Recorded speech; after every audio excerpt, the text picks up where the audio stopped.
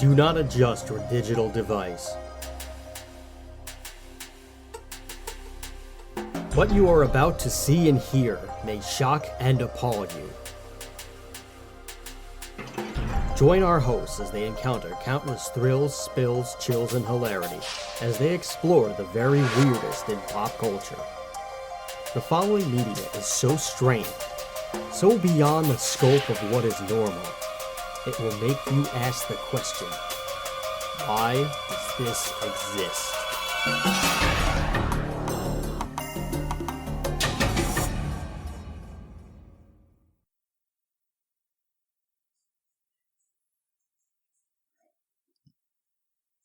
Hello everybody and welcome to another episode of Why Does This Exist? I'm Chris.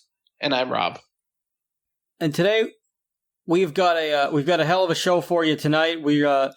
If we could say a couple of words about this, yes, and smoking. That's what we're going to be covering today. We're going to be working on the Mask movie with Jim Carrey. We will not be talking about Son of Mask because Son of Mask is an abomination that should never be touched or tampered with or anything of that nature, and it should probably not exist. It's just an unsightly specimen that nobody wants to watch. We're not going to be we'll touch on the comics just a little bit because, of course, this movie is based on a comic, which I didn't know until today. Did you learn that? Yeah, really? I never knew it was based on a comic. Yeah. Oh man. Well, I've never read it. I've wanted to read it. I've had trouble finding it, and I mean, I know, yeah. And I know everybody in digital media device land is probably like, oh, yeah, sure, Chris. We live in Amazon, you idiot. Of course. Oh, yeah, how hard is it to really find? Well, maybe some of us want to see it in a store. You ever think about that? It's also probably, I'm sure it's out of print now. I don't think it's probably even made anymore, is it? I imagine it's been out of print for a long time. But maybe there are some compilations that popped up every now and then to coincide with, like, with any, like, re-release of the movie or something like that on, like, on Blu-ray or like, HD DVD. Remember those? Or anything else? I'll have to take a look at it, but I'm pretty sure that it has, that it's been out of print. But I don't think that the last I checked, it wasn't too expensive on Amazon, but we'll have to see. But long story short, we are Why Does This Exist? We are a podcast that speaks to you, good people, about the very weirdest in pop culture, whether it is a bizarre movie, comic book, video game, strange product, or anything of that nature. If it's weird, we'll get to it eventually. You can find us wherever you get your podcasts, and we do advise wherever you are getting your podcasts and wherever you are listening to this, if you could please just leave a nice review of our podcast on whatever page so that it helps more people find us, more people listen to us, and then we can get money from ad streaming and all that stuff. So that way we could buy more things, we can upgrade our gear, we can upgrade our studio, and we could give you a better quality product. Maybe we could we would like to be getting some video on this at some point. Maybe we will, maybe we won't, but that will all come in due time. And maybe if we make enough money, we'll be able to take this on the road and we'll be able to do live shows for some of you happy people out there. You can also support us not only by rating us 5 stars and just simply listening to us and telling all your little family and friends about us, but you can also do it by giving us physical dollars by heading on over to Patreon. That's patreon.com/whydoesthisexist. And you would be able to just donate as little as $1. That would give you immediate access to the Discord server where you could see what's coming down the pipeline for us. You could see our entire schedule, which we now, I believe, have booked out through the end of the year of all of our episodes. And it would just be a really fun thing. You can talk to us and, you can send us your questions. We'll answer them on the show. Maybe if you give us enough money, there is a tier on there where you can even come on the show and you could be a guest, and that would be really cool. But if you want to do that, patreon.com/whydoesthisexist. You can also follow us on social media. You can find us on Twitter. That's twitter.com/WDTEpod. Or you can like us on Facebook. That's facebook.com/whydoesthisexistpod. You can even support us in private by emailing us at whydoesthisexistshow@gmail.com. or you can read some of our articles, like our man Tony, who was just on the last couple of episodes where we talked about Ween and the Vince McMahon debacle, which has pretty much died already. You could find find some of that stuff over at whydoesthisexistpod.com. And you can also head on over to YouTube. That's youtube.com/whydoesthisexist. We have clips of some of the banter from our previous episodes, as well as full episodes for you to listen there as well. So like, comment, subscribe to all of our stuff. And that's the news. Here's the weather. You are now about to witness the strength of street knowledge from a ragtag group of rogues. Let's get on with the goddamn show. How's my time? Right. Johnny, how's my time? All right. So, The Mask. We are going to be we're going to be talking about the 1994 movie, which, for God's sakes, I really can't believe that this movie is almost 30 years old. Yeah. This was one of Jim Carrey's first roles, and it was pretty much his breakout role too. Yeah. That really made him a star. Yeah, but aside from this and Ace Ventura, this was really one of the things that, which I believe came out around the same time. I think Ace Ventura was 95. No, Ace Ventura was also 94. So they basically came out at the same time, and both of them kind of cemented Jim Carrey as a bankable star of the 90s. Yeah, wow, that's a nice first bit of things on the resume. Yeah, I gotta tell you. Yeah, it also kind of put Cameron Diaz on the map. This was her first major role. Yes, exactly. Which, interestingly enough, she was the director. The director, I think, his name is Chuck Russell. Yes. He found her through a modeling agency, and he strongly insisted on casting her, to the point where he had threatened to hold up the movie, and he had threatened that he wouldn't make the film if she couldn't be Tina, the love interest, in the movie. It was originally going to be Anna Nicole Smith for the role. The producers originally wanted Anna Nicole Smith, and Chuck Russell ended up seeing her when they were leaving the modeling agency, and he was like, "Oh no, she's Tina. She's Tina. She has to be Tina." And they were like, "But we want Anna Nicole," and he was like, "No, it's this Cameron Diaz girl. We've got to get her." And much better decision in my book. Oh, yeah. Cameron Diaz is smart. She was good with her money. She's beautiful. She's brilliant. She's a good person. Anna Nicole Smith, well, not so much. No. So good choice there. Yeah. I think Cameron Diaz really fits the role better because she's more of a natural beauty, whereas Anna Nicole Smith was 95% plastic. Yeah. So, based on a comic book, which I said this at the beginning, I never knew until today that this was based on a comic book, basically, and which is weird because I've read about the Mask. I've seen the movie probably dozens of times. It's a classic '90s movie, and I never stumbled across the fact that it was based off of a comic. And maybe it's one of those Mandela effect things where I'm from a different timeline where The Mask wasn't based off a comic where it was an original movie, but who knows? I don't know. Oh, you know what? It looks like they actually did reprint all of the omnibuses fairly recently.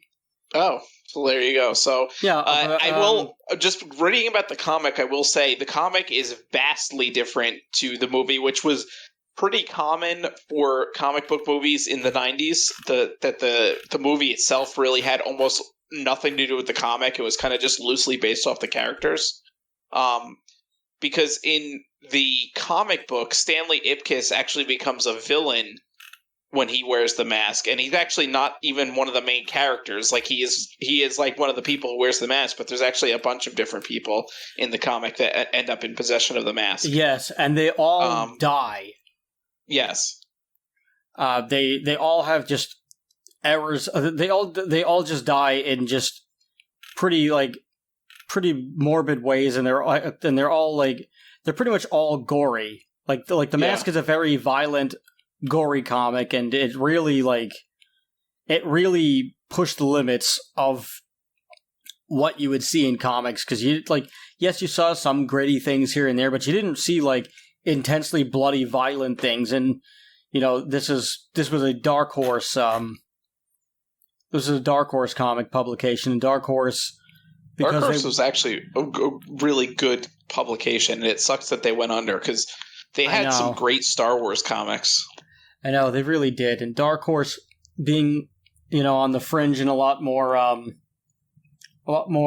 independent and less mainstream than Marvel or DC, there was a whole lot more leeway that they gave their creators and artists. So they really give them a lot of creative freedom. But everyone who wears the mask ends up they completely go crazy and they lose their sanity totally. But they have almost infinite power, but they do end up dying in some fashion or another. Actually, Tina is not in the she's not in the comic books at all. Actually, she was created for the movie. Actually, I think every character in the movie except for Stanley Ipkiss was created for the movie, basically. That may be in the comic. He has a girlfriend. He has a girlfriend named Kathy, who Kathy later ends up killing him. And the mask doesn't really have a name. They didn't even call it the mask. The mask they kind of was just known as Big Head. Yeah. But this was republished originally about.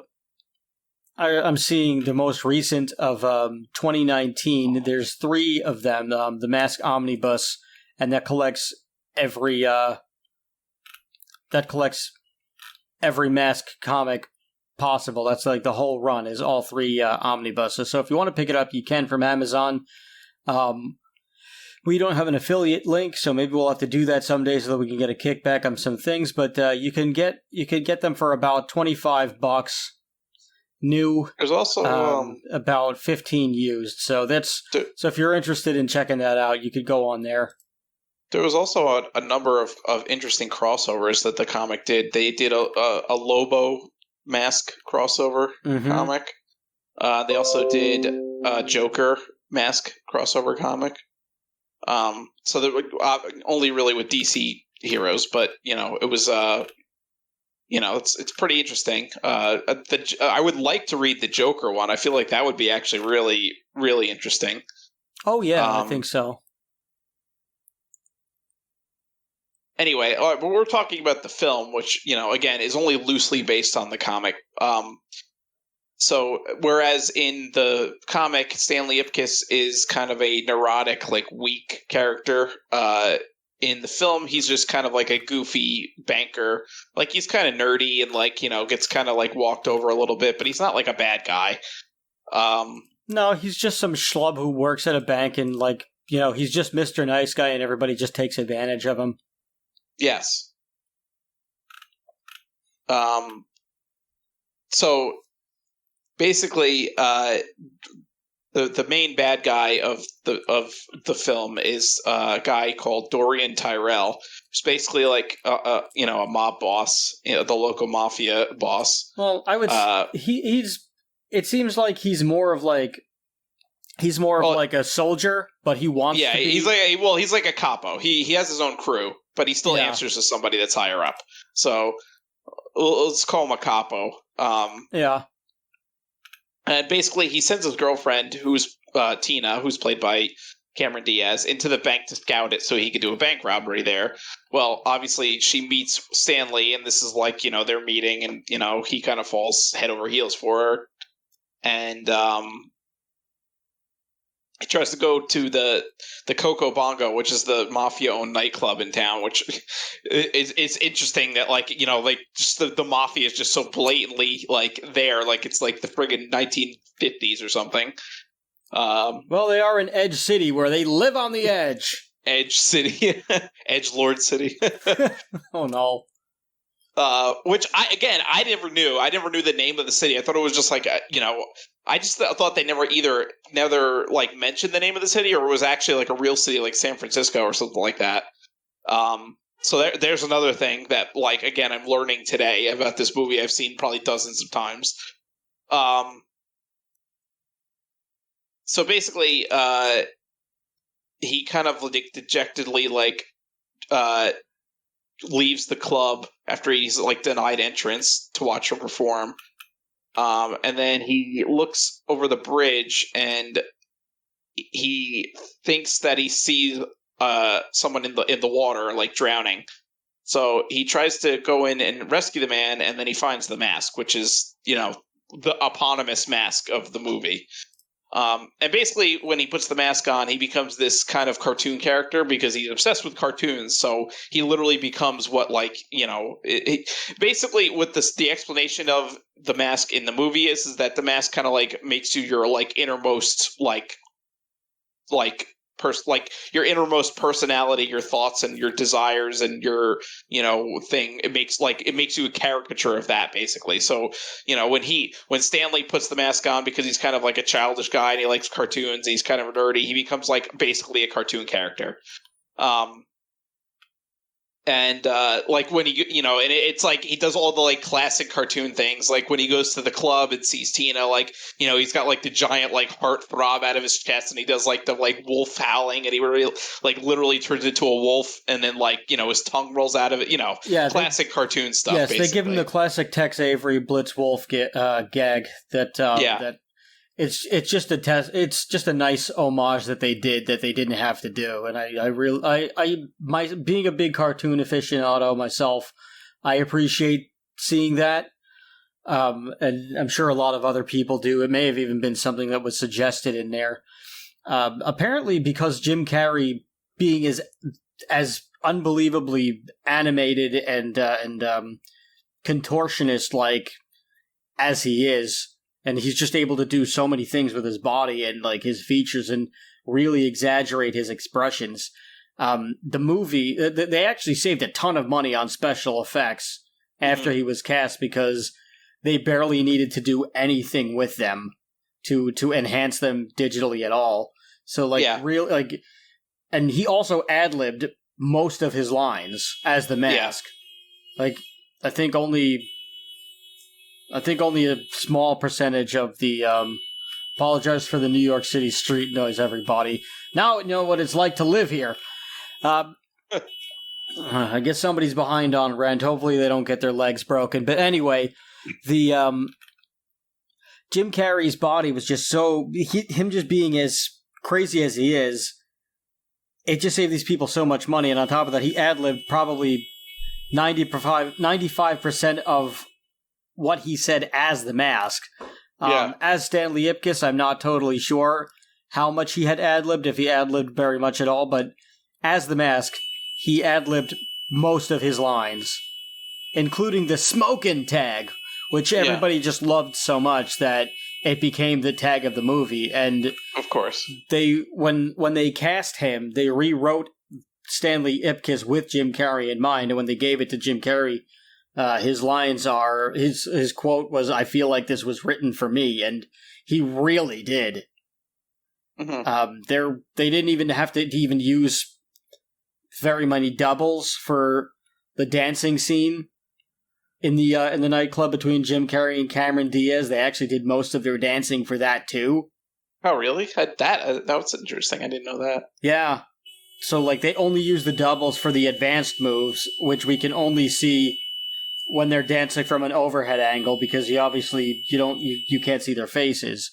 Yeah. But yeah, very talented, the two of them, and they had great chemistry. Yes. Yeah, it really worked. So, after he becomes the mask, it kind of makes him less timid, obviously, because he becomes this cartoon character. And he ends up robbing the bank that he works at, and he foils the other bank robbery in the process. And he goes out and he buys this like zoot suit basically and goes to the club and sees her. And then, of course, they have the dance scene. And so all the while, he's being chased down by, obviously, Tyrell, who's pissed off that like the bank robbery got foiled. The cops that are like have been like assigned to try to catch the mask, and also a newspaper reporter named Peggy. They're all trying to like basically figure out who the mask is. And, of course, no one at first suspects Stanley because he's so, like, so timid, and not, like, the type of person you would expect. And he, if I remember correctly, he doesn't remember anything while he's the mask. So when he wakes up in his bed at night, he doesn't know that all the things that he did, like the crazy shit that he did. And, The Mask. It's a song about... It's a song. It's a movie about being wasted and drinking. This is a cautionary tale, kids. Don't do drugs and drink. Yeah, so... the only reason they start to get, like, suspicious of him is because... While he's, in the club, the henchmen recognize him as the guy who, like, foiled their robbery, basically. And so, like, they start shooting at him, and they end up shooting off, like, a piece of his tie. And then when he turns back into Stanley at the end of the night, when he takes the mask off, his tie turns back into his pajamas, which is what he was wearing when he put the mask on. Well, when they shoot the piece of the tie off, it instantly turns back into the pajamas too. Right. So that like immediately turns them on because he's the only guy who would wear like nautical pajamas like that, basically. Yeah, I love how they're like, "Oh, it has to be you because it's your pajamas," as if nobody else in the entire Ed City would buy that same pair of pajamas. Well, maybe they wouldn't. Or I don't know. Maybe he bought it in a trip somewhere. I have no idea, and they only happen to have it there. But let's just say, for the sake of the argument, he found it at a thrift store in like Miami or something. Yeah, maybe you've got something there. It probably would be in a thrift store. The pajamas are a little ridiculous. Yeah. So he's like kind of freaked out, obviously, because he doesn't he doesn't know what's happening, and because he has these blackouts. So he goes to see a doctor about it, and the doctor played by Ben Stein, who was like the master of deadpan delivery from like people of authority in the 80s and the 90s. I wonder what happened to that guy. You couldn't get away from him from like the late 80s and the early 90s. I know. Remember, he had his own television show called Win Ben Stein's Money. And apparently he was like rich before he was an actor. Like he's an actual like investment guy or something. Like he's like an economist or some shit like that. He's a writer, lawyer, actor, comedian, and commentator on political and economics issues. He was also a speechwriter for President Nixon and Gerald Ford. Jesus, this guy can't lose. Yeah. For being one of the most boring guys in the world, he's had like one of the most interesting lives in the world. It really does. He's 77 years old. God bless him. Yeah. Columbia and Yale. Jesus. Smart freaking guy. Yeah. So he goes to Ben Stein. Herbert and Mildred Stein. Good job.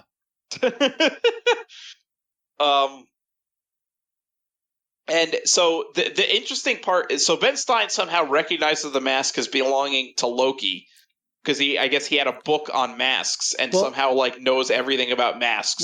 In his office, there's a ton of masks everywhere behind him. He's like a mask collector. So he's a mask master. He wrote a book about masks, like literally, and how because he's a psychiatrist by trade. So like.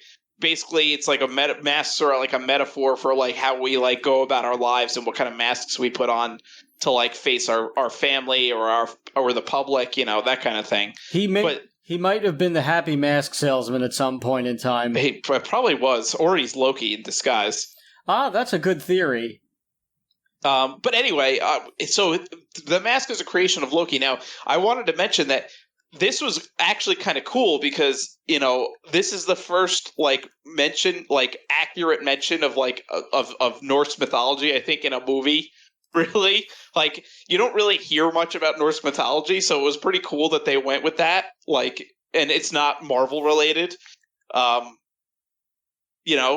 being, the mask is Loki, who's a trickster god, and would of course create a mask like this because that's what he does, because he's a trickster. That is like something that's pretty unprecedented, because like you really, there was not really that many like movies that referenced Norse mythology at the time. You might have had like some that did like Greek, or Roman mythology, but like Norse was kind of obscure, I think, still at the time. So it was pretty cool. Well, there's actually a deleted scene that appeared on the New Line Cinema Special Edition DVD. One of the, it was a prologue scene, I've never seen it, but it took. I imagine they would have put it in the beginning of the movie before it started. But it's set in the 11th century where like the Vikings arrive to America. They come ashore, they bury the chest that contains the mask, and then they leave. So it shows you how it got there. And then 200 years later or whatever, I imagine the movie would have opened up with that, and then we would have seen the rest of the movie. Yeah, but I wonder why they took it out, because I feel like that would have been pretty cool to leave in. Maybe it's probably for something like time constraints, I'm sure, because they probably figured it's not really that important to the story. Yeah, like if they had the little Ben Stein scene explaining that it was like a Loki mask, that's enough. Yeah, but still, it would have been cool. It would have been cool, but I guess at the end of the day, it really doesn't entirely matter where the mask comes from, or if they even explain it at all. That it's just there somehow. I don't think people would be, knocking down the gates at New Line, just like, what happened? What is this? How did it get here? I don't think there'd be like a whole thing. I need the deep lore of the mask. I can't watch this movie unless I have all the lore. Yeah, I don't think you'd really get a nibble like that on that. No. So if it saved them 2 minutes, then yeah, I can understand that. So Stanley goes as the mask. He's trying to decide if he should go as the mask or as himself to go meet Tina at the park, because he really likes her, obviously, but he's not sure if she only likes the mask. So he ends up going as the mask. He also gets beaten up by quite a few people before he becomes the mask too. Like some he crashes his car, and they they give him a really crappy loaner on purpose, and they like bilk him for more money, the shitty mechanics, and then like there's a gang of people that like beat him up, and his landlady is a pain in the ass. So another thing is once he becomes the mask, he because he has zero inhibitions and like zero morals anymore, and he's completely unhinged, he the id takes over. It's the id, right? And he ends up...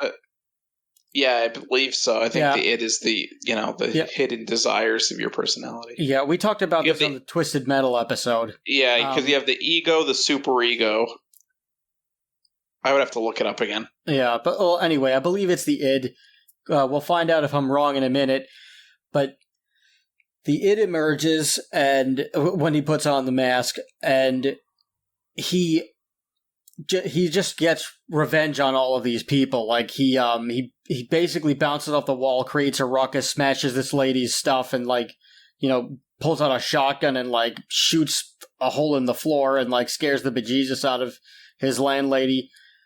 Breaks out the window, beats up the gang of kids with the infamous balloon animal scene that turns into a Tommy gun, which is pretty damn hilarious and one of the most iconic moments of the film. And he also just jacks a really nice car, and he I forget what he does to the mechanics, but like he messes with them in some way. And that's... Does he like drop the car on them or something, like in one scene? Like he drops the car off the lift on the one guy or something? Oh, yes, he does something like that. That's right. Yeah, or like kicks the jack out or something. I forget what it was. Yeah, he does something that hurts these people. I mean, in the comic book, he would just murder them. Yes. Yeah, so obviously this is heavily toned down from the comic. He's kind of like a goofy anti-hero in this, whereas in the comic, he's an actual like murderous villain. So, being pursued. He goes to meet Tina at this park, and they kind of have like a little like romantic scene, and he's trying to like convince her. And at first he's coming on too strong, but then eventually wins her over. Well, he also shows up as Stanley at first. Yes, he shows up as Stanley, but he keeps the mask in his in his pocket just in case it doesn't work. Yeah, because the poor guy's not confident, and he like. First, he tries to tell her, "Oh, hey, I really like you. I think you're a really great lady and everything. And let's go get some dinner." He's trying to be like, a real sweet, nice guy to where doesn't really work that well. And she's like, "Oh, I was hoping to find your friend the Mask," and he was like, "Oh," like he does like the Spider-Man thing where he's like, "Oh, well, I could talk to him. I could see if he's going to come by." And then he goes for a walk or whatever, and then of course he puts the mask on and does that. Then he tries to woo her, and he does like a whole Pepe Le Pew thing. Yeah. And then eventually she's interested. Yeah. Because that's how it works. Right.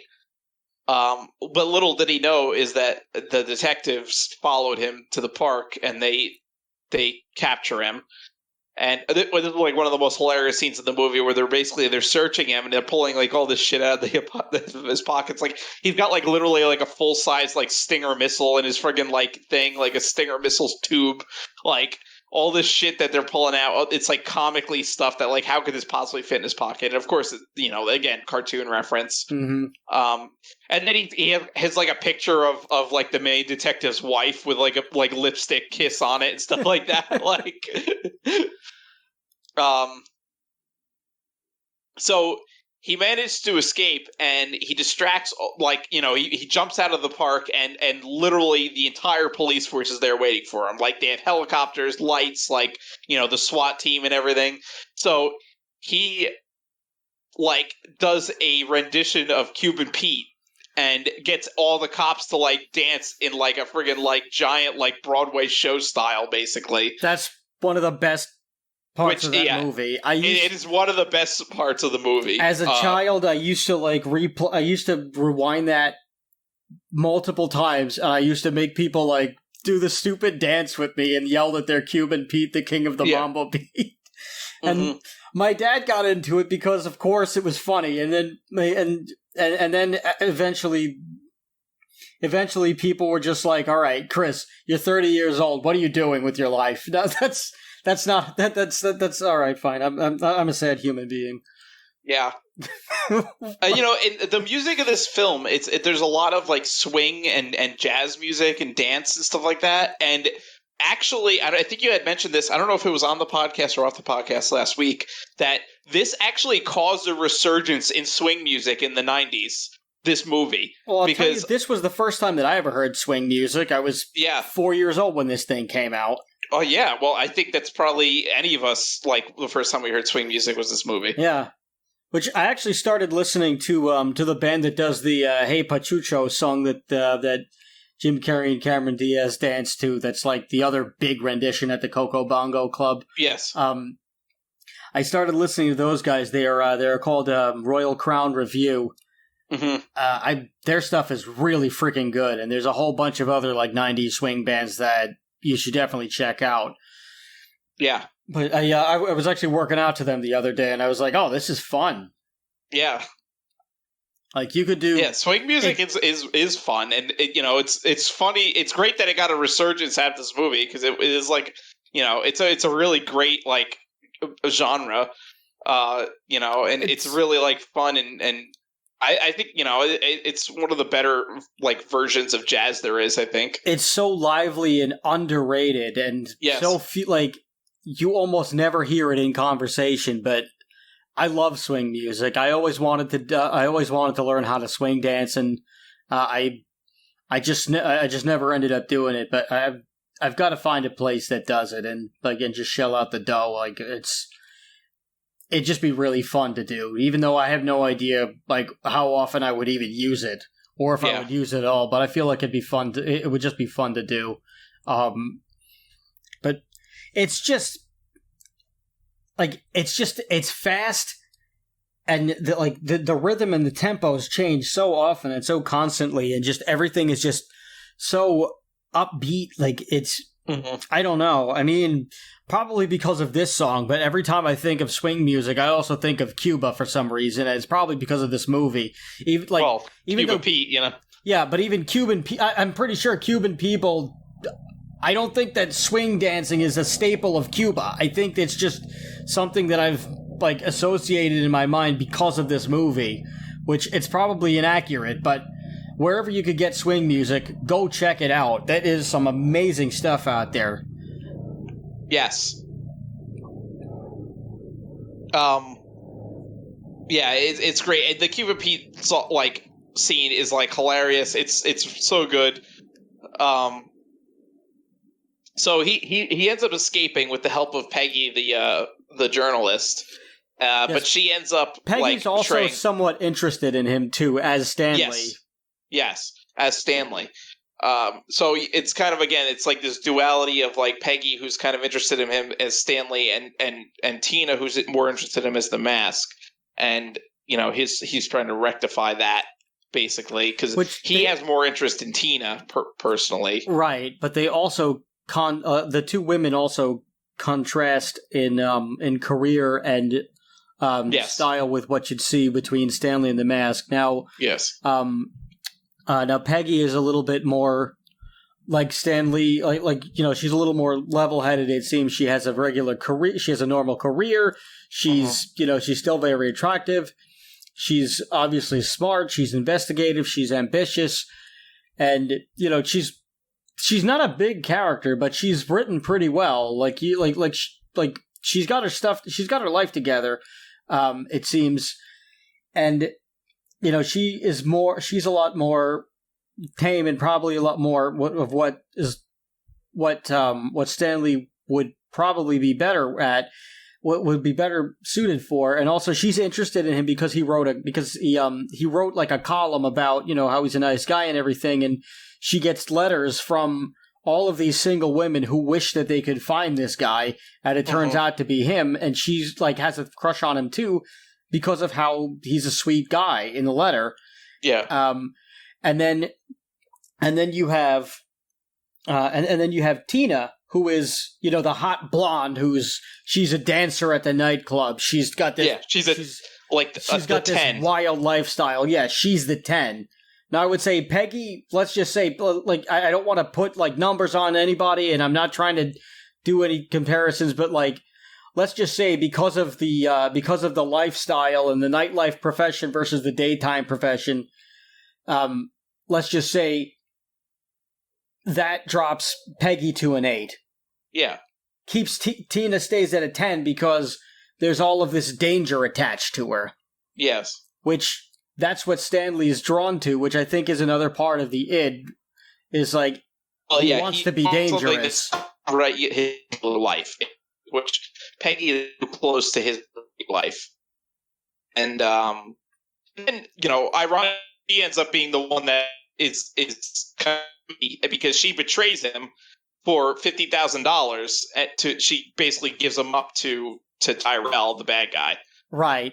So Peggy ends up not being the saint that we thought that she was. Right. So they end up, which is interesting because, you know, he's this mafia boss. Obviously, he wants revenge.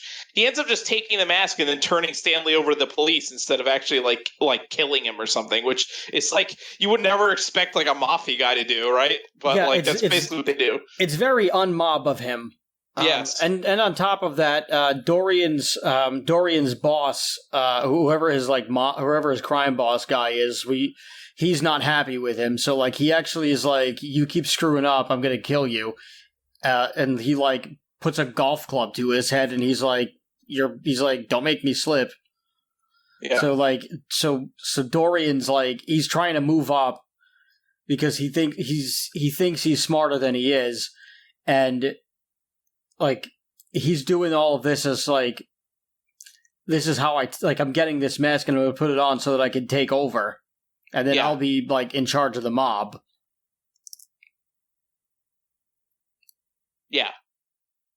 But yeah, so basically that's what he does. He after he acquires the mask, he kind of stages this coup against his boss.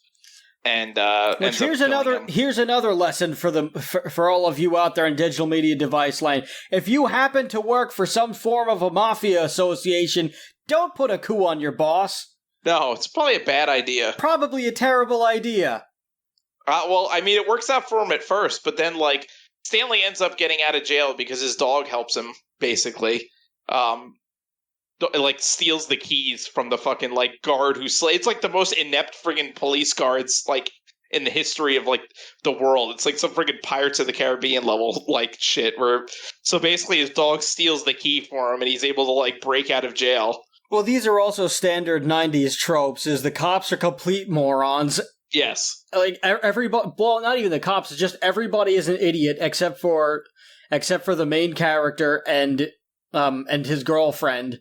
Well, he always gets the girl, and then somehow there's a pet who just does all of these crazy shenanigans because they just needed the pet there. Yeah. Well, and the main police guy, who's played by Peter Reigert, or Reigert? I don't know how to pronounce his name. But it's Lieutenant Mitch Kellaway. He's actually kind of like a somewhat like competent police officer, but like no one believes him.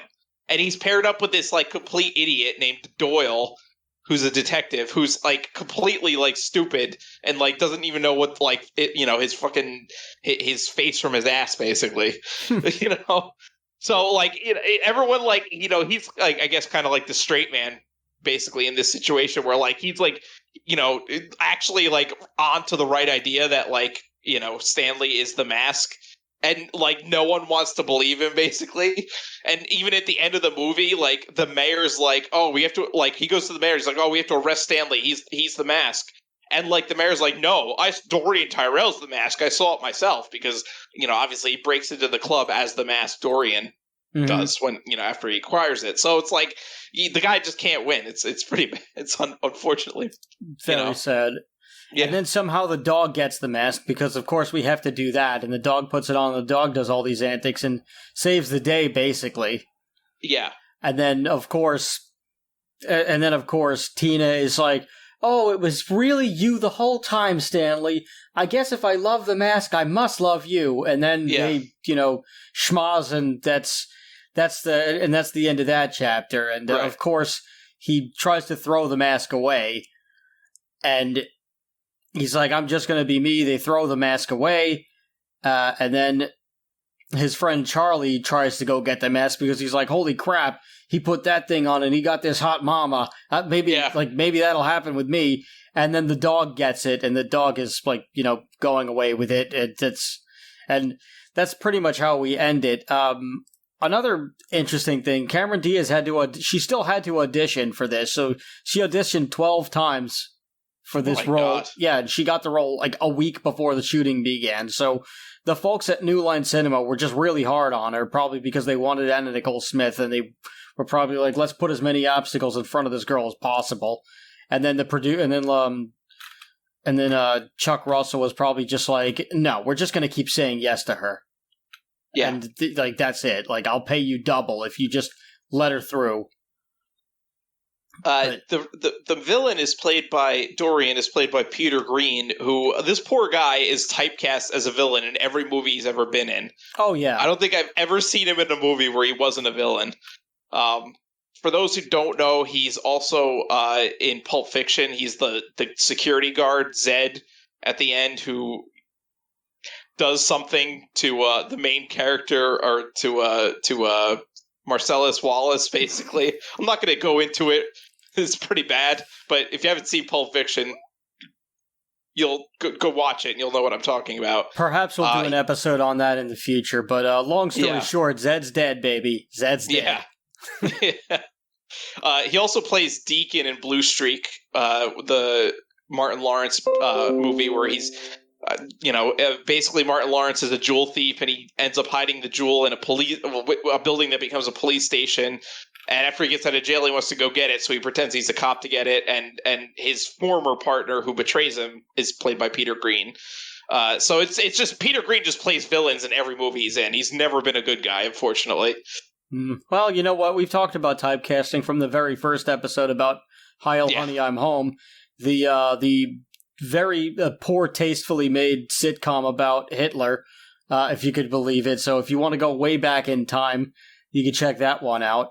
I believe it's called Heil Honey, We're Here.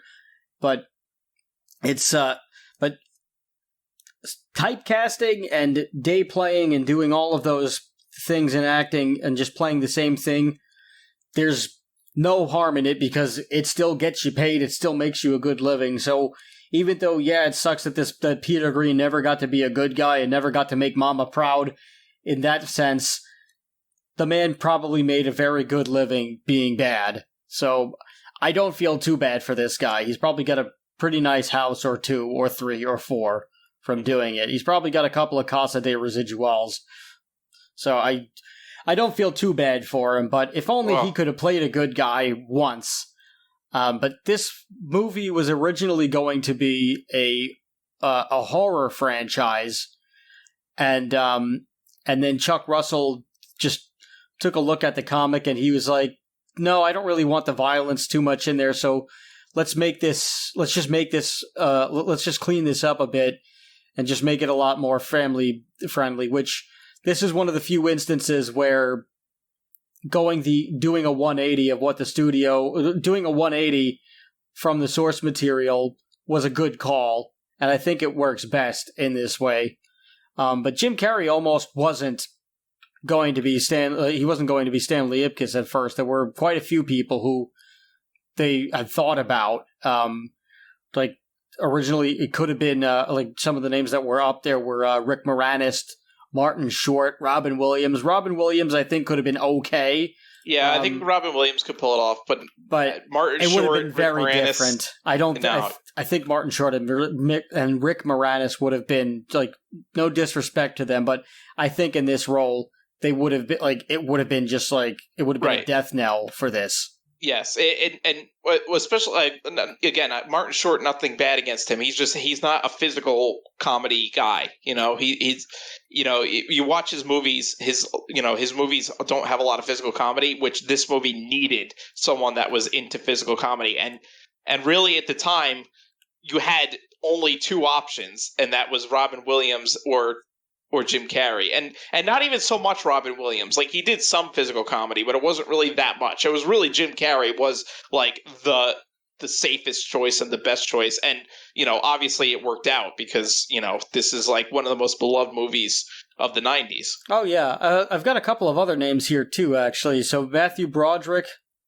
Steve Martin, Keanu Reeves, Mike Myers, and John Ritter were also considered.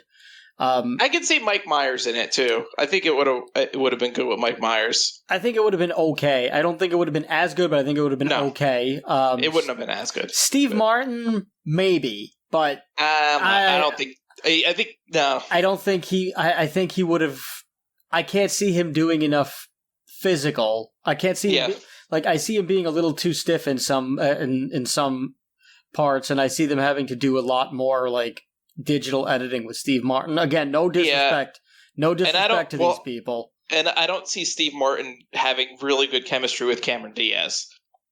The age difference is just too much there, I think. Well, there was already a 10-year age difference in this movie between Jim Carrey and Cameron Diaz, so at that time it would have been Steve Martin has to be 20 years older than Cameron Diaz, probably, right? I mean, he's pretty old. At least, I would imagine. But yeah, the two of them worked well together. Vanessa Williams almost was Tina as well, and she was passed over. But she did record the song "You Will Be My Baby," which is the song that plays towards the end of the movie. So I think that's kind of interesting that somehow, some way, she still kind of, sort of got to be in the movie. Yeah. But this movie, it didn't stop with just being but just doing well in the box office. It did very well. It was also nominated for the Oscar for Best Visual Effects that year, which it unfortunately lost to Forrest Gump. Which, again, I mean, that's not really fair because, like, if Forrest Gump hadn't come out in 1994, it probably would have won. But, Forrest Gump is just like, you can't beat that, Right. So it had some stiff competition. It was between that and True Lies, which honestly, True Lies, yeah, this would beat it out. But Forrest Gump, that's a tough one. That depends on who. Honestly, that depends on who you ask. And I think that year Forrest Gump won a bunch of things. Yeah. So you can't. Yeah. I'm pretty sure Forrest Gump swept. I'm pretty sure it swept the Oscars when it came out. It was such a great movie. It was a very huge movie, but this movie made such a huge hit that originally Jim Carrey only made about again, no money, nothing to sneeze at, but for an actor, this is this is pretty low. He was paid $450,000 for this movie. For a leading role for an actor is fairly low. But again, this is one of his breakout roles, so he wasn't really a well-known actor at the time yet. Right, and this was and when he made that deal, it was just before Ace Ventura was like a sleeper hit. So this kind of trickled in. This was like a series of the first 3 Jim Carrey movies that totally cemented him. And the movie after was Dumb and Dumber. Yeah. So it was he makes this, Ace Ventura comes out, becomes a massive hit. Then people are like, oh, Jim Carrey's in another movie this summer too. Let's go see that also. And this ended up being the first superhero movie not named Superman to do very, very well in the box office. Plus, on top of that let Jim Carrey's meteoric rise between this and that. When he did Dumb and Dumber, he signed $7 million before The Mask opened. So to do Dumb and Dumber, and Dumb and Dumber also came out in 1994. So that year was just him kicking down the doors. But they almost cast those other fellas until they saw an In Living Color sketch, which we'll definitely do an episode of that, because In Living Color is just such it's just such an iconic moment in time, and almost everybody from that show, as short-lived as it was, became a star almost instantly for being on that show. And a lot of them still held their star powers. So that's definitely something that we'll have to get to at some point. But Jim Carrey had some of the more iconic characters on the show. You've got Fire Marshal Bill. You've got I believe her name is Tina, is the bodybuilder woman who's what is, I have it in my head. It's I just had it. It was I think it was Layla or something like that. Anyway, it doesn't matter, but he was like a bodybuilding woman who was, he used his contortionist stuff and was I'm sure some people might find that offensive today, but it was pretty damn funny. Yeah. Time. All right. Well, different time. You can't different really time. Like we've said before on the show, you can't look at things from the past with today's lens because it'll never work. Something will be outdated at some point. Yes. So you can't say, oh, well, that's not okay, because it was then, it's not now. But you gotta look at it and just say, and just take it for what it was, and just say, all right, well, I guess that's that, within reason, of course. If something's wildly offensive, like Song of the South or something, you never say, oh, well, that's what they did back then. That's a different story, and that's always something. There's some things that should always be condemned, and there's some things that you're just like, all right, well, that didn't age well. I hope I've made my point. I hope so. I hope I've made my point. But this movie never stopped being amazing. And honestly, that's another one of the big quotes. Somebody stop me. Well, nobody could. Another interesting thing is that the yellow banana zoot suit, it's based on a suit that Jim Carrey's mother made for him. Really? Yeah. That's interesting. Yeah, very, very interesting stuff. And when he was when he was kind of like figuring out the character for the role, Jim Carrey actually kind of based Stanley Ipkiss on one of his friends who his name was like Mike the Mask or something like that. They called him, but just very interesting items. It was his mother made him the suit when he was first trying out stand-up. And interestingly enough, the producers hated the Cuban Pete number. Really? That's like one of the best numbers. I know. It's one of the most memorable scenes, and like we've said, producers and executives much of the time are complete idiots who have no idea what the hell they're talking about, and are in those positions because they went to the right school, made the right friends, or their parents had money, or some, if not all of those things are the reasons why they are what they are. It's not. It's not for intelligence. It's not for their decision making. The movie speaks for itself. On like $18 million budget, it made like well over $300 million, $351 million. So I mean, it kind of speaks for itself. Exactly. So maybe whoever didn't like that, maybe whoever didn't like the Cuban Pete number, maybe they should just shut up. Yeah. But they thought that it was too long, not funny, and dragged, and then the test audience just could not stop laughing and raving about it, that they were like, all right, fine, I guess we'll leave it in. Because, again, idiots in charge. What are you going to do? Yeah. Very nice when people have to prove them wrong. Well, it's kind of, I think it's really good that, like, producers have very little actual, like, creative power usually. They're just, like, there to, like, fund it.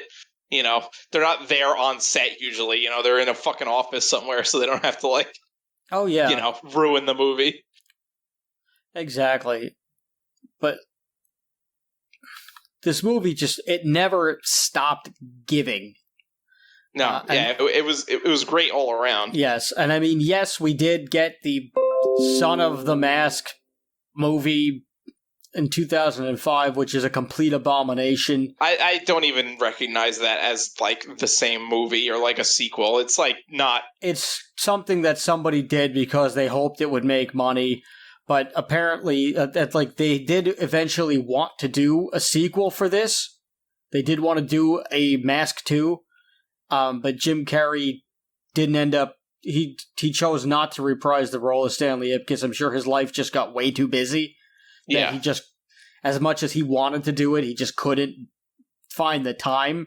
And I read something a couple of days ago that like Jim Carrey and Cameron Diaz had expressed interest in doing a sequel, and they would like to do it someday, possibly, but they really don't know...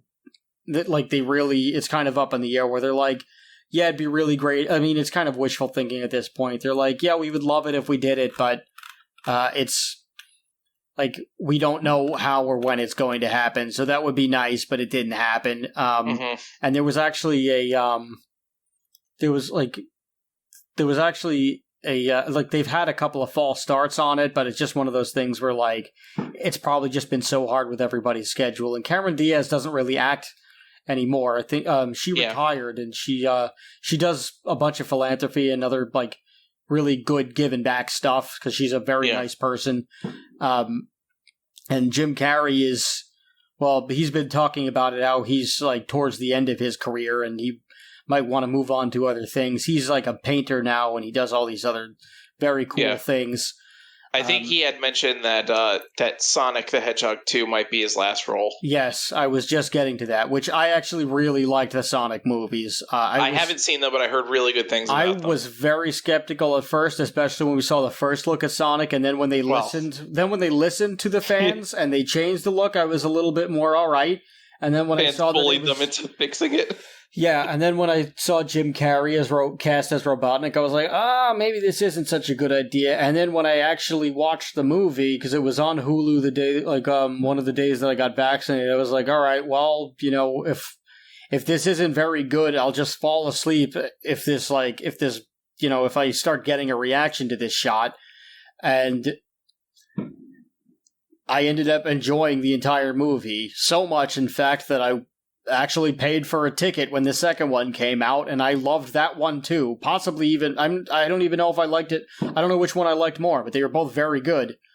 And then we did eventually, so if that's his last role, then it was a good one to go out on. Mm-hmm. But they also, they also like made a video game for it for the Super Nintendo. I've never played it, so I can't say whether or not it was good. But speaking of Nintendo, Nintendo Power originally had a sweepstakes. Nintendo Power magazine, they had a sweepstakes where the winner would win a cameo in the Mask sequel. And once the project fell apart, Nintendo had to give them a cash value instead. Because they were like, well, we can't fly you out since there won't be a movie. So since you won't do the movie and we won't get paid for you to be an extra, I guess we have to pay you whatever the average rate would have been to do that and to fly you out and possibly pay for your hotel for like a weekend or something. So a bittersweet, but at least this person got to get some money out of it. And also not be in Son of the Mask. Oh, yeah, that would have been really terrible if they were like, oh, we're just going to honor this in 2005 when you could be Son of the Mask. And it was like, thank God that didn't happen. Yeah. that would have been way worse than just not having a contest at all. But they also did the animated series from 95 to 97, which I remember watching it. I don't remember the show that well. I've never watched it. I know I watched it just about every weekend for a while, but I don't really remember too much of the show. I mean, there's been so many cartoons that have been based off of movies that came out that I really don't remember very many of them, with the exception of, I remember a little bit of Jumanji, but I remember I remember the Men in Black cartoon, if I remember any cartoons based off of a movie. For anyone that was too young or wasn't born in the 90s that's listening to this podcast, the 90s was the peak era of cartoons based on movies. Oh, and a lot of the times the movies were not that good, but the cartoons ended up being better than the movie. Like the Godzilla cartoon that was based off of the 1998 American Godzilla film. Oh, yeah, I do remember that now. The cartoon ended up being better than the movie. But yeah, the 90s was like peak of that. Like pretty much if there was an action movie in the 90s that was popular, it had a cartoon based off it. Oh, they even had a Toxic Avenger cartoon, which anybody who knows the Toxic Avenger is like, it's not a children's thing at all. No, it is not. I remember they had a cartoon based off of The Mummy, like. Everything, every movie, big action movie in the 90s. I do vaguely remember that. We're going to have to do Toxic Avenger at some point. It's actually not on the list for this. We're booked through October, so maybe in November or December we'll do a Toxic Avenger. Who knows? Yes. Rob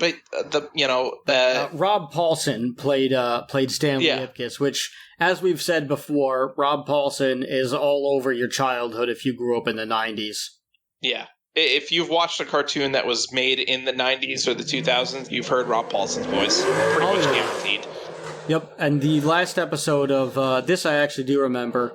The last episode of the Mask animated series, it was a crossover episode with Ace Ventura. Oh, because there was an Ace Ventura animated series. Yes, of course. Eventually they got the Ace Ventura series, and they did bring the Mask into one or two of the episodes of that show too. What was I going to say? I just lost my train of thought completely. It was also the peak of video games based on movies too. Yes. In the 90s. So, and they were all bad. Except for GoldenEye. Most of them were very bad. GoldenEye remains to this day the best movie video game adaptation there ever was or probably ever will be. There will never be a game that was as good as GoldenEye was. No, I find it very hard to believe. Or a movie-based game that was good as gold, except for Star Wars. But Star Wars is an exception because Star Wars is its own kind of thing. It's a franchise.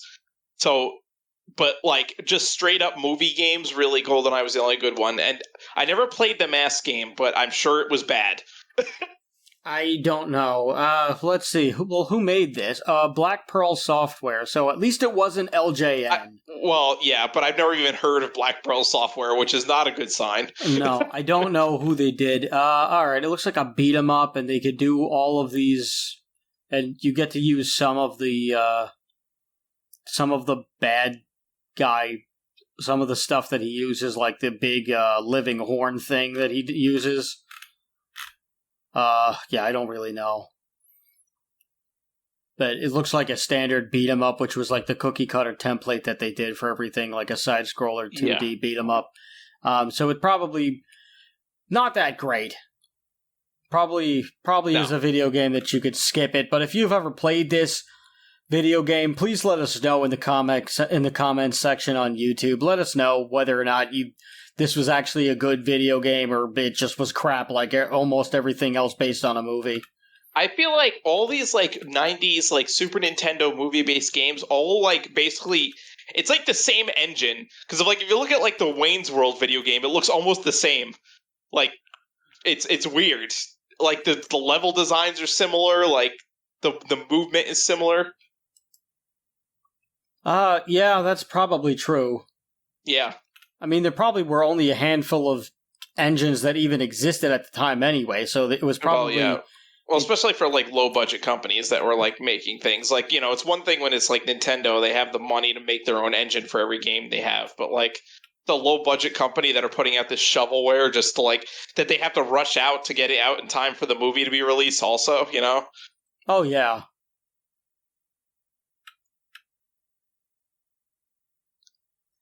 Yeah, it's pretty much a standard. Like watching a little bit of footage of it now, it's just like a standard side scroller beat 'em up like platformer, which was again, like you said, the template of 90s. Like, oh, we needed a video game tie-in for this movie. What can we do? Oh, make it a side scrolling beat 'em up platformer. Okay, like it was just like what they did, unfortunately. Yeah, and chances are this was the only.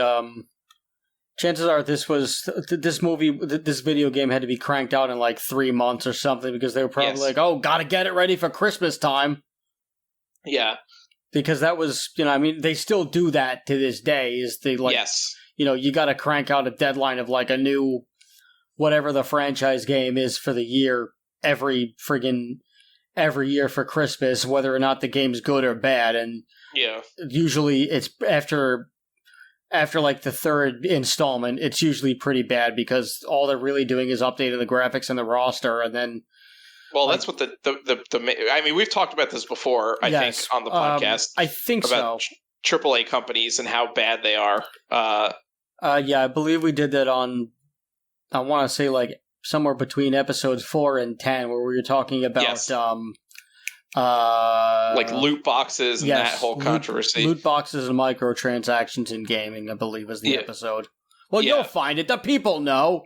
Yeah. You've got thumbs. You can scroll. You've got fingertips.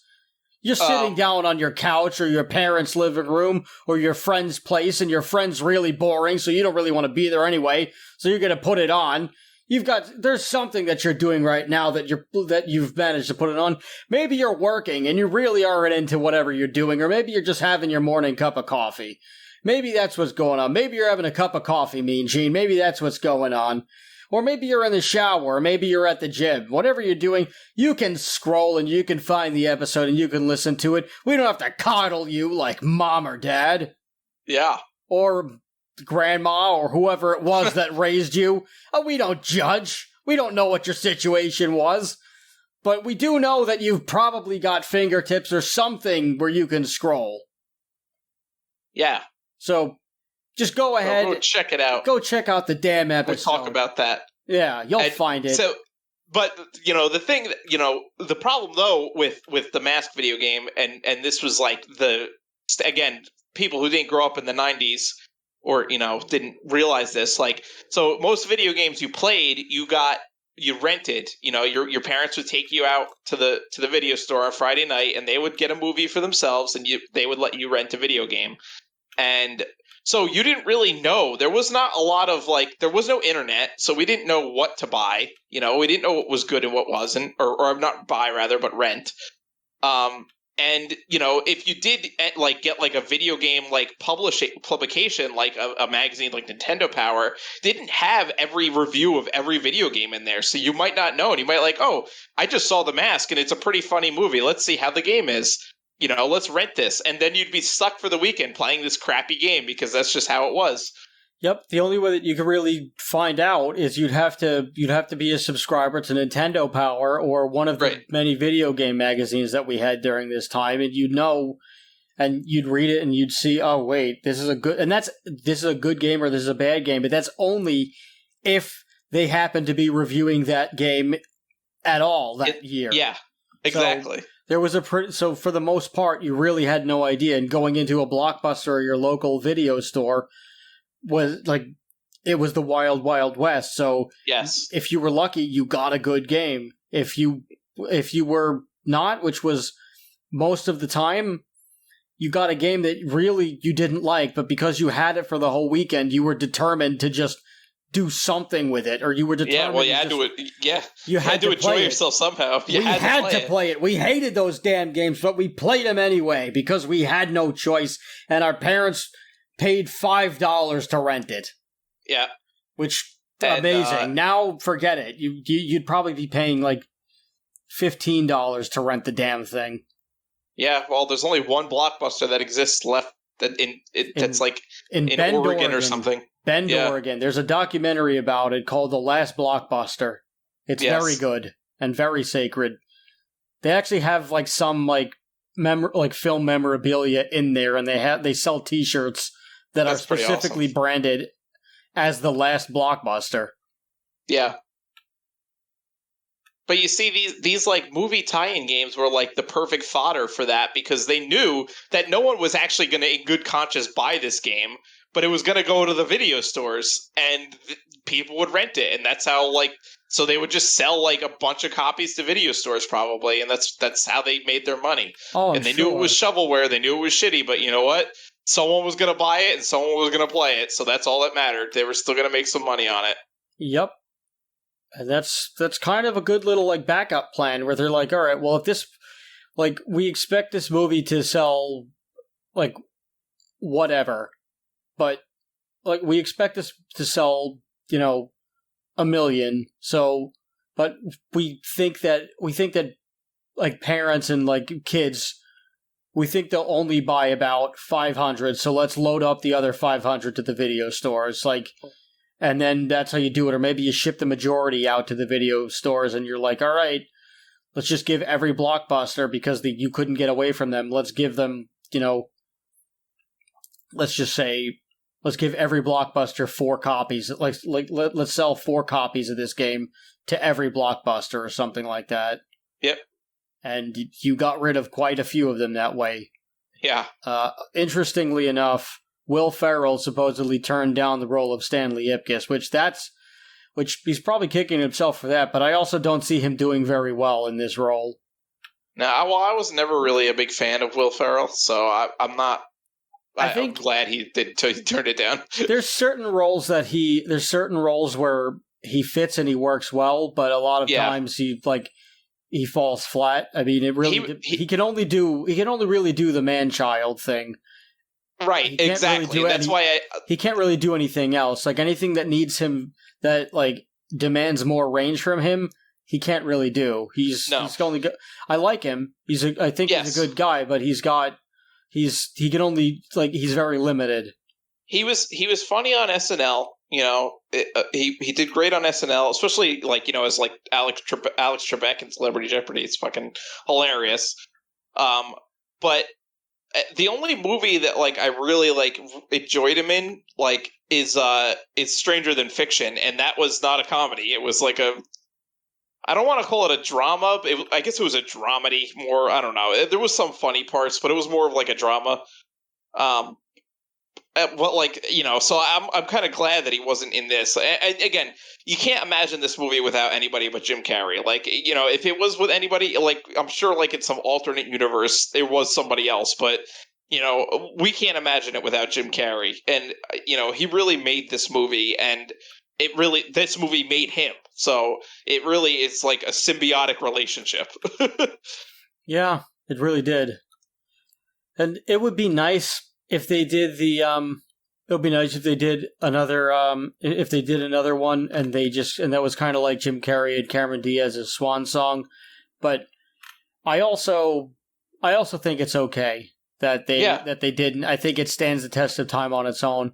I'm sure at some point they'll probably try to remake this too, because they do that with everything, and chances are it'll probably suck. But yes. Look, not everything needs a remake or a sequel, and that's like Hollywood needs to friggin' learn that. I get that they're out of ideas and they have no idea what they can do now, so they're just remaking or sequeling everything because they have no idea what to make anymore. But, like, not everything needs to have a sequel. I think it's probably more of an old guard thing where, like, it's just, everybody who's there, they've been there forever, so they're just going to stay there, and they're like, they're just kind of dinosaurs who are out of touch right now. Yeah. And I'm not saying that it's only old people. I'm sure there's a lot of studio executives who are up there in age, and they're probably very, very sharp, and they're the ones doing the right things. But I imagine a lot of a lot of the people that a lot of the studios that you see just committing these cinematic felonies of just doing remake after remake. I imagine that these are the ones that are just run by, like these older studio heads who are just way out of touch with everything and don't care. And it's nobody all about wants money. to remove them. Right. That's why. Yeah, so it's like easier to just crank out a remake as opposed to actually putting in work. But you have plenty of other studios who are actually willing to do new things and take chances. But even then, it's not like name one big Hollywood movie that's based off an original idea that isn't either a sequel or a remake of an existing movie, or like based off like a book or a comic book. It's almost impossible. Like a big Hollywood movie. It is very difficult to find. Yeah. Like, with the exception of really horror movies, you don't see too many of them, and those are only the few horror movies that even become franchises anyway. Right. There's really not many that are left that are like actually original ideas. Like even like just thinking about it now, the only like big Hollywood like AAA studio movie that I can name off the top of my head that is like an original idea is like Inception. Like, or maybe, I think other Christopher Nolan movies. I think, what was the one where, like, Matthew McConaughey goes to space? Shit. What's that other? Well, Christopher Nolan in general is besides, like, the Batman movies, like, has some pretty original ideas. But yeah, so I for them to make another Mask movie now, I don't think it would be good. It's way past the time to do it. It's kind of ridiculous that they're making sequels to movies that are 30 years old as is. So I really don't think we need another one. No, that's like the new thing, is just to do that. Yes, and I think that's dumb. Do you mean Interstellar? Is that the one? Interstellar, duh. Yeah. I don't know why I couldn't think of that, but yeah. Interstellar, again, Christopher Nolan's movies like are fairly original, but like it's rare now for there to be an original idea in Hollywood. Oh yeah, it's increasingly difficult to find that. Yeah, and it's only going to get more difficult because it's either going to be all right. Let's just throw superheroes at the wall and see what sticks, and then we'll just exploit the hell out of it and make so many sequels and spin-offs that nobody wants to see this ever again. Or let's just find something else that already exists and we'll do we'll do one, and if it takes off, we'll do a billion sequels and remakes of it until nobody wants to see this again. Or let's just find something that we did 30 years ago and we'll either remake it or we'll make a sequel to it, and then nobody will want to see it ever again. So it seems like the only options is let's exploit whatever it is until nobody ever wants to see this again, and then we'll keep doing it, and we'll make people see, and we'll make sure that we run it as far into the ground as possible. Yeah. Which, here we go, Fast 10, Fast whatever it's going to be, Fast Infinite, however many Fast and the Furious movies we're going to get. Like, yeah, oh my god. My grandchildren are going to be seeing Fast 87. Yeah, it's going to be fucking like The Rock and friggin' Jason Statham in like wheelchairs. Like with rocket-powered wheelchairs. Yeah, it'll be like electric wheelchairs and they're doing friggin' like drifts and stuff. Ooh, Electric Wheelchair. Is that a good band name? Or a song title? Maybe an album. I don't know. I could definitely see that. It's like a song title or an album title, Electric Wheelchair, and it's like, just like Frankenstein attached to a rocket-powered wheelchair. And like, Frankenstein is like the Peter Boyle Frankenstein. Mm-hmm. That'd be pretty cool. I hope somebody does that one day. But we want royalty money for the idea. We will sue you, by the way. We will call Stephen Pinu. He's who you call if you need to sue.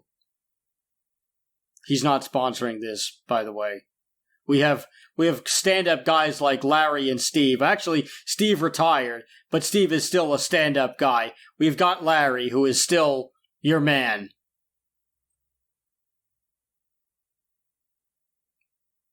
And I guess that's the show. Yeah. This has been The Mask. This has been Why Does This Exist? You've been lovely people. I've been Chris. And I've been Rob. And remember, question everything. Good night, everybody.